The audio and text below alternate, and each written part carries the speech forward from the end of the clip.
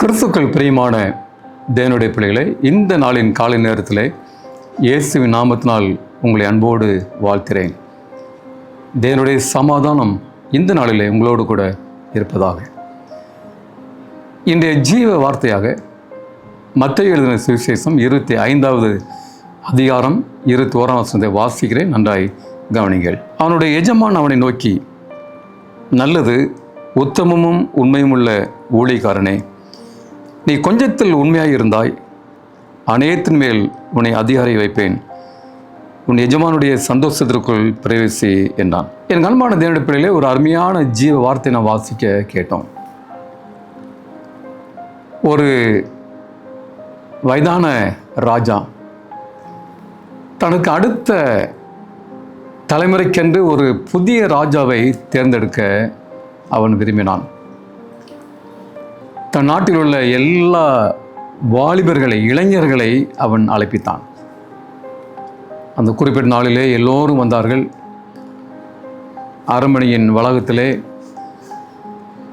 எல்லோரும் அமர வைக்கப்பட்டார்கள். ராஜா அந்த இளைஞர்களை பார்த்து சொன்னான், என்னுடைய அடுத்த தலைமுறைக்கென்று எனக்கு அடுத்து ஒரு ராஜாவை நான் தேர்ந்தெடுக்க வேண்டும். எனவே நான் உங்கள் எல்லாருக்கும் ஒரு விதையை நான் கொடுப்பேன். நீங்கள் இந்த விதை எடுத்து சென்று அதை ஒரு தொட்டியில் வைத்து நன்றாக அதை வளர்த்து செழிப்பாக நீர் கொண்டு வர வேண்டும். எந்த செடி செழிப்பாக இருக்கிறதோ அவனுக்கே இந்த ராஜ பதவி கிடைக்கும் என்று அறிவித்து வரிசையாக எல்லோரையும் அழைத்து ராஜா எல்லோருக்கும் ஆளுக்கு ஒரு விதையை கொடுத்தான். எல்லோரும் சென்றார்கள். எல்லோருடைய உள்ளத்தில் ஏக்கம், ஒரு வாஞ்சை இருந்தது, ஒரு கற்பனை இருந்தது. நான் எப்படியாவது ராஜாவாக வேண்டும் என்ற ஒரு கற்பனை எல்லா உள்ளத்திலும் இருந்தது. எல்லோரும் பிரயாசப்பட்டு சரி வளர்த்தார்கள்.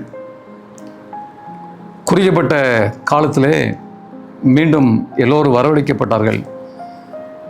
ராஜா கட்டளையிட்டான், எல்லோரும் இந்த நாளிலே நீ வளர்த்த செடிகளை கொண்டு வர வேண்டும் என்று அவன் கட்டளையிட்டான். எல்லோரும் வந்தார்கள். வாஞ்சோடு, ஏக்கத்தோடு, கற்பனையோடு வந்த எல்லோரும் அமர்ந்திருந்தார்கள். எல்லோருடைய செடிகளை காண்பிக்க சொன்னான். எல்லோரும் செடிகளை காண்பித்தார்கள்.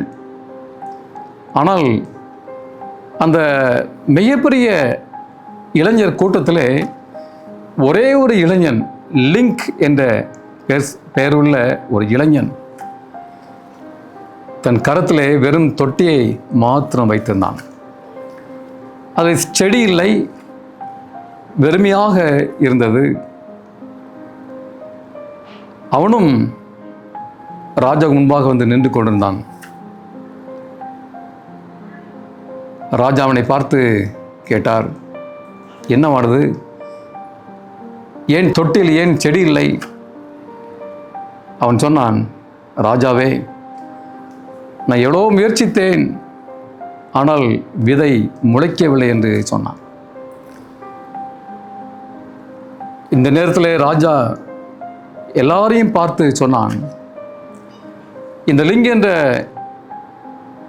வாலிபனே எனக்கு அடுத்த ராஜாவாக நான் உங்களுக்கு அறிவிப்பு கொடுக்கிறேன் என்று சொன்னான்.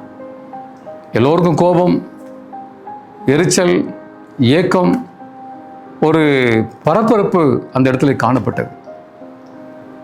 உன்னை ராஜா எல்லோரையும் பார்த்து அமைதியாக இருக்க சொல்லிவிட்டு ராஜா சொன்னான், நான் உங்கள் எல்லோருக்கும் விதைகளை கொடுத்தேன், எல்லோரும் நீங்கள் பெற்றுக்கொண்டீர்கள். ஆனால் நான் உங்களுக்கு கொடுத்த விதை சுடுதண்ணீரில் வேக வைத்த விதை. அந்த விதை முளைக்காது. நீங்கள் என்ன செய்தீர்கள்? இவ்விதமாக அது முளைக்கவில்லை. ராஜ பதவியை அடைய வேண்டும் என்பதற்காக நீங்கள் என்னை ஏமாற்றி வேறு விதைகளை வாங்கி அதை முளைக்க வைத்து கொண்டு வந்தீர்கள். ஆனால் இந்த லிங் என்ற வாலிபனோ அவன் இது உண்மையாக இருந்தான். எந்த ஒரு ஏமாற்று வேலையில் அவன் செய்யவில்லை.